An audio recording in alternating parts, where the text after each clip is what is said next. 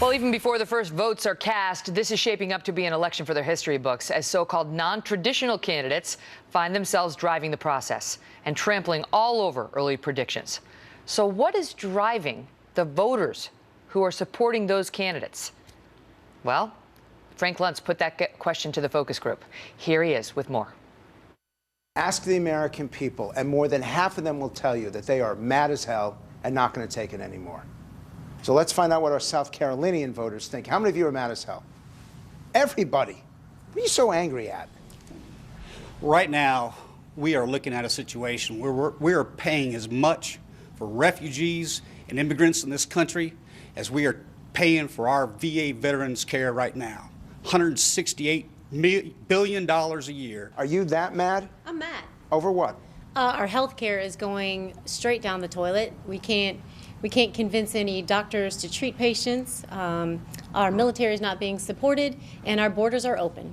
This anger that people feel, it's not productive, is it? I was in healthcare. I got laid off because of Obamacare.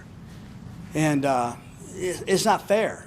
People losing jobs, people losing money, and people aren't, I got to buy healthcare now, and it's $350 a month. Yeah, but I can't afford that. Some people have been protected by it. Some people now have healthcare that's available. Why does that make you so angry? What bothers me the most in this country is that you can't even speak the truth anymore, or else you'll be called a racist or a bigot or any other thing. So political correctness, does that bother you? It bothers me very much. Because? Well, because, I have a right to my opinion without being labeled something. It's ridiculous. Reverse discrimination. It has. Right. You're calling it discrimination. Reverse discrimination, yes. How? Explain that. Well, because anyone who says anything has to watch everything they say, and you can't label a spade a spade. And everyone is afraid to talk. You know, what it really boils down for me is the cultural change. I could have never imagined that in 8 years of my country, I could have seen such a huge cultural change. What do you mean by that? And it's an overwhelming umbrella of everything. It goes to how we treat our veterans. It goes to how we treat our older people. It's a cultural change. How we're educating our children or not educating our children. How we have to treat one another. We have a majority Republican in the Congress, and we can't get anything done. They're all voting with the Democrats. Who's mad at Congress? Wait, you're all Republicans. You're Republicans. It's a Republican leadership. They've lied. All of them lie. Republicans in Congress. They have lied to us. They can't get anything done. They're lying because they don't. They say they'll defeat Obamacare. They've done nothing.